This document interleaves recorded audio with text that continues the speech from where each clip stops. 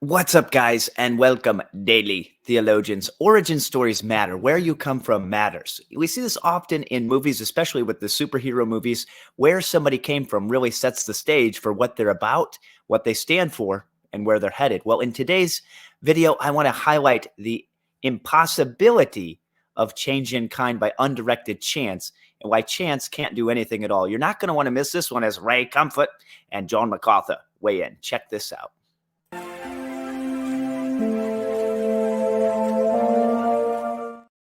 So let's start with, is there observable evidence for changes in kind? Can we scientifically document this leap from one kind to another kind? Not adaptation. Can we document it? Let's check this out with Ray Comfort. Faith. Something that can be observed, like the scientific process, observable. That's a good question. That one I'm not quite sure. You can't think of any observable evidence for evolution? No. How do you know it's true?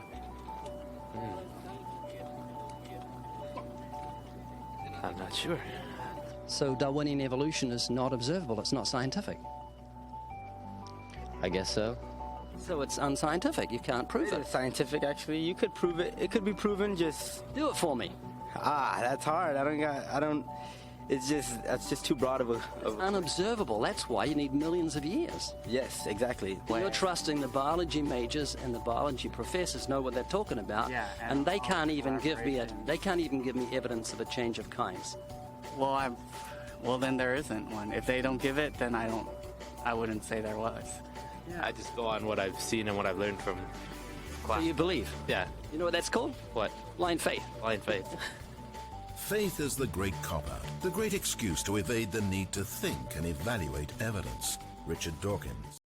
So faith is not a cop-out. We trust things all the time, like that other car is going to stop, like red means stop and not go today. These are things that we operate by all the time, that you can drink the tap water that is in your house, and you should, but it's faith in practice, because we don't know all things. We can't know all things, so we trust that God has upheld the universe in a uniform way so that the future will be like the present, but there's no real scientific reason apart from God.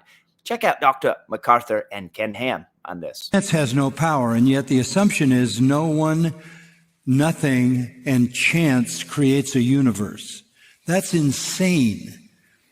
You have to have a cause. I mean, it goes back to those basic arguments, you can't have a watch without a watchmaker, blah, blah, and so forth. So I think that the insanity has to accommodate some other reason. If you're going to live in a reprobate mind, you've got to have something to motivate you to be that insane. And I think it's the love of sin. And I think it's the desire to avoid existential and eternal consequences for your sin and have to face a God who is the judge.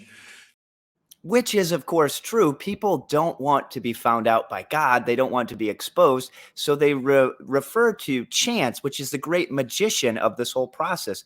But chance just describes the probability of an event occurring. It's not a force. It's not a person. It's not a thing. It just explains the probability of something happening. And time does not create a force either. Time is just a measure of distance traveled through space. And we measure it primarily through the rotation of the Earth, the distance light travels, and the distance the Earth travels around the sun. But none of that is a force.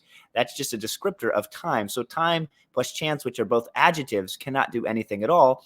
And this has been thoroughly documented, and it makes sense too. The only thing that would make you as irrational as to say nobody times nothing equals everything was something more compelling than reality. And you get into a terrible philosophical dishonesty at that point, in which everything becomes a way to escape any accountability before a holy God with your sin. So time plus chance equals nothing. Out of nothing, nothing comes.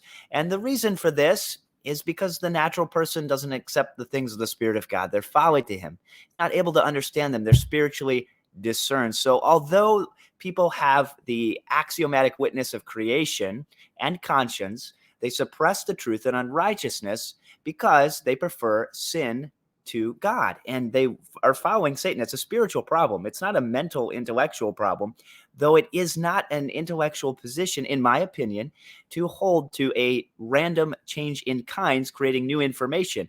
Abiogenesis, the idea that life comes from nothing. It just comes into existence by itself, by its own power, that information created itself. Well, information would have to pre-exist to create itself. So you need a transcendental spiritual first cause. You need something that is spirit, someone that is a person and a creator, and that is all powerful outside of time and space. The universe is not infinitely old, therefore it had a beginning. We can tell that. Everyone pretty much affirms that the universe is not infinite, that matter is not eternal. So there must be an eternal uncaused first cause outside of time and space. And God showed up about 2,000 years ago. Jesus didn't leave us wondering, I wonder who God is. It's not as if he's distant or far off. He lived and ate and walked among people. They recorded his life. They recorded his miracles. Now, you can say, I don't find that compelling, but you can't say that God is distant. He reveals himself through creation, conscience, and most importantly, through his word. And why this matters is because humanity has violated God's law. We're enemies of God through wicked works, and we must repent and believe in the death, burial, and resurrection of the God-man Jesus Christ, or we will face an eternity under his judgment in a sad place called hell. But God is rich in mercy. Now, remember, he doesn't have to save anyone. God is not saying, worship me or go to hell. He's saving some. He doesn't have to save any at all. There's a difference there. It's unmerited favor, his grace to save the elect, the ones that he chooses to save for his glory, for his kingdom. Let me know what you think below. And again, I'm not mad. I want you to understand the truth of the gospel. And that starts with understanding God as the creator, the God of the Bible specifically, who is a Trinity. Take a moment, leave a comment below, and remember to hammer that like button. Like the 95 Theses, and check out Ray Comfort's full movie. It's Evolution versus God, which is what the clip is from in this video. Thank you so much, and God bless.